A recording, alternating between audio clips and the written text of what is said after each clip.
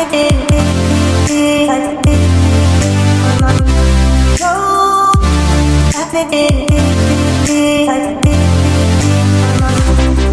has the biggest penis?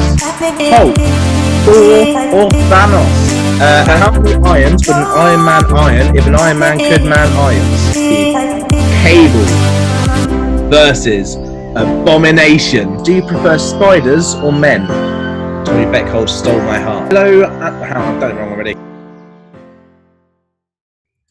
Hello and welcome to another edition of Marvel Matters, the channel that talks about Marvel things that matter, and a lot of the time they don't even matter. So yeah, cool. So we're going to do a Pitchoff.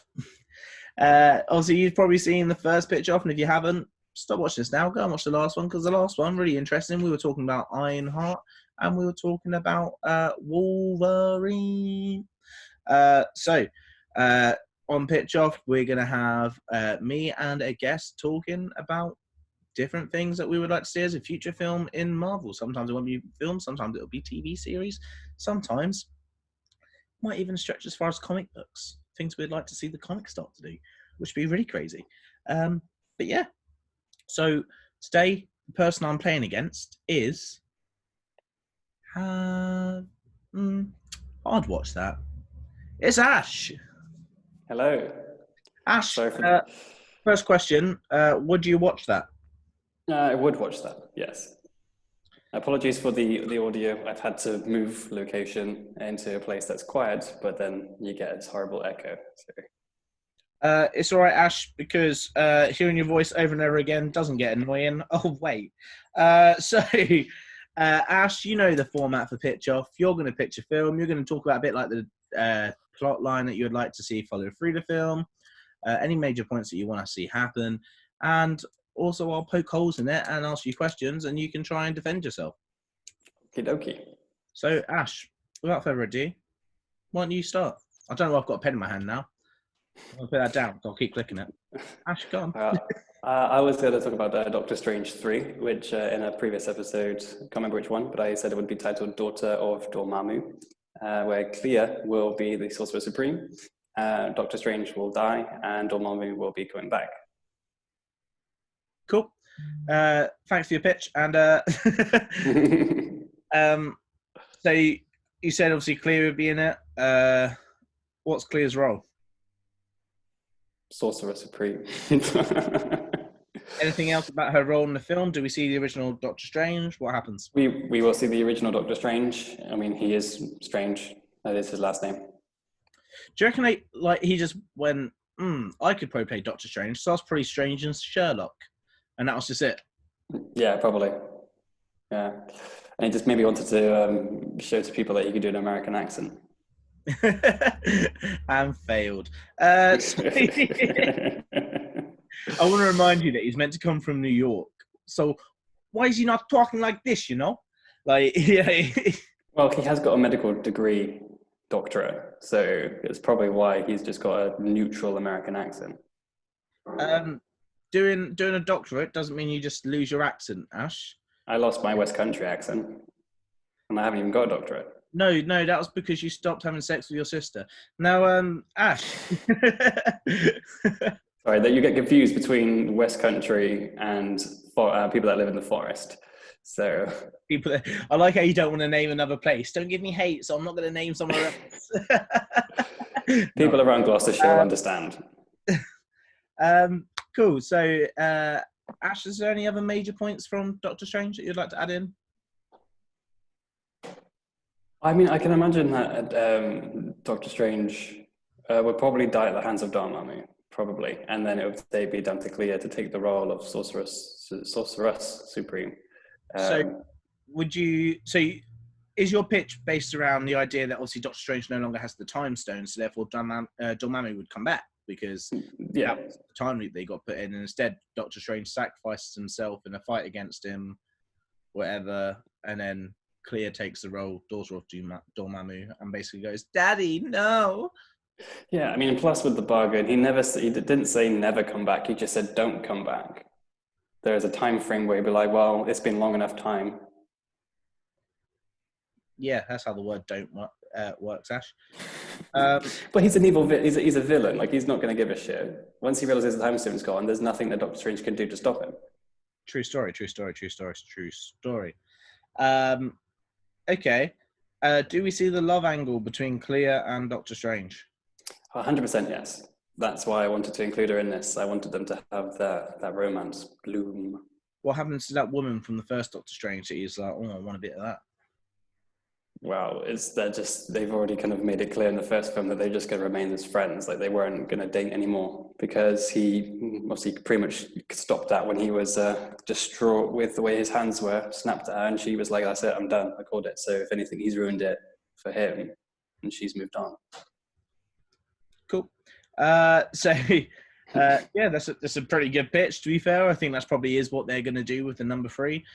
Scott Derrickson still won't return to do a horror film, and he won't get Nightmare like he's always wanted. But would you watch that?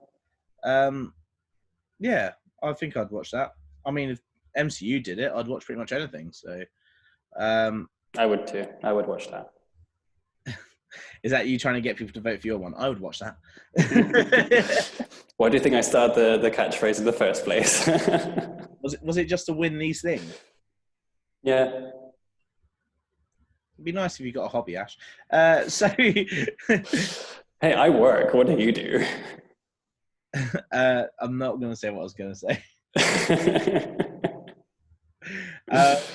Right.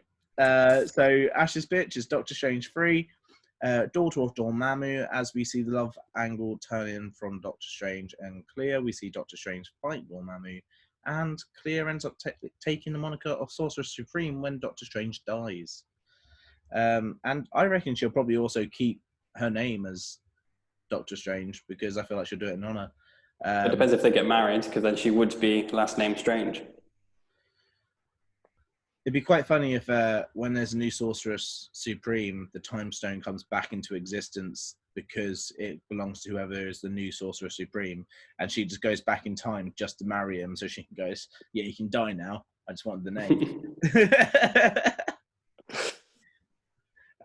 Cool. Well, that was a good pitch, to be fair. Can I do it better? So, my pitch, I want to bring in what they cut from Infinity War and Endgame. It wasn't meant to be Thanos' film. It was meant to be Nova's. I want to do a Nova film. Richard Rider as Nova, obviously. And I think we go back in time. We see Thanos wipe out all of the Nova Corps at the time, and that he's the only survivor. And so he gets given the entire Nova Force and becomes Nova. And we could even see a little clip of him in Endgame, because they said that he's in there somewhere. What if it wasn't Captain Marvel that went through the ship? It was Nova, and she actually just came down and went, "Oh, guys, did you need a hand?" Like, that'd be quite funny. I'm not going to lie. But yeah, I think we see a little clip of him in Endgame, as well as we see him having his planet destroyed, him acquiring the Nova Force. We see him trying to figure out how to handle all of the Nova Force. And I think we end it with him figuring out where he's going to go next after Endgame. Yeah, no, that's very good. I mean, I would quite like it as well if Carol Danvers was the one to recruit him too. Like, she obviously knows what's going on, so she'd be like, "Okay, I'm going to need your help." I think it'd be quite cool if inside the film we have a point where just before the Endgame final battle, Nova and Captain Marvel are about to fight, and because they're both pretty OP people, right? For those that aren't comic book nerds, that's overpowered. And so yeah, I think that'd be pretty darn gnarly. So with Nova being part of the Nova Corps, and obviously Carol Danvers being obviously on her own, do you think they would have fight like that? Because she's trying to help people, she's trying to save people. But why didn't she save his people? Oh, what if he did it? Just going, I've heard about all the heroic things that you've done around this earth, but you didn't save my people. And now I'm the only one left, and it's all your fault. Oh, yeah, that sounds good. That's a good reason why.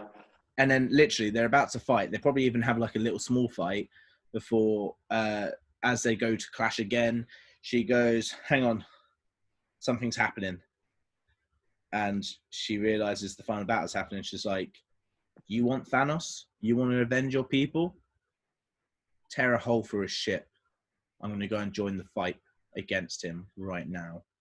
And so they fly together, and that's why we also thought it was Carol Danvers that goes through it, because they were flying in together, and she's actually recruited him into the final battle to get his revenge on Thanos, and he's actually destroyed like this entire ship of Thanos' people. That's a pretty good redemption arc.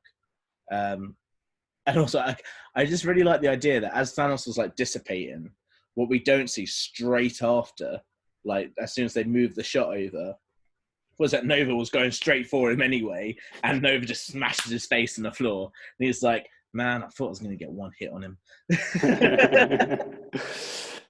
See, I don't know why, but in my head, I can just see it as he disintegrates, just see Nova stood behind him like... No, but we saw behind him, so I'm trying to keep candid. I know, but I thought just as a joke, that'd be quite funny, especially as an outtake. But yeah, I think that's really cool. And I also like the idea that when everyone's kneeling, that he just goes, I don't know who the hell you are, and just walks, just flies off, and that's it. And it also does set up the idea that maybe he still isn't happy with Carol Danvers, and that's going to lead to a fight between them in the future. Yeah, they just saw a bigger threat. Yeah. And well, he saw the chance at redemption, and she saw the chance to help the bigger threat. I think she's more worried about the bigger threat. He's more worried about his redemption, and he would have quite happily taken out Captain Marvel instead. It's a shame you didn't get to see the dwarf, though, that made Iron Man's... Thor's axe, Stormbreaker, because I think he probably wanted to get a couple of punches in, even though he's got a busted hand. I don't know. I reckon we should look back on the clips. There might even be that he's in it. That'd be quite cool. But yeah, that's both our theories. We've got Doctor Strange 3, the Daughter of Dormammu. We've got Nova, the origin story, adding into stuff that we didn't get a chance to see in Endgame. Let us know. There's going to be a poll on the end of this video. Let us know in the comments who you think won. Let us know if there's anything you would have tweaked. Make sure to like the video, subscribe, share, click the bell if you want to when we post videos. And yeah, let us know. Ash, where can they find you on social media? On my Instagram account, the name is That Guy Ash. I'm really waiting for the day that you change your Instagram handle and all of these videos have the wrong Instagram handle. I've had this Instagram for years. I don't think it's ever going to change.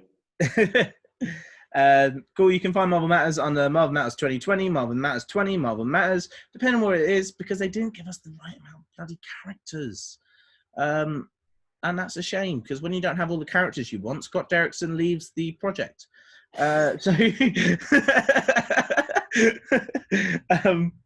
Right.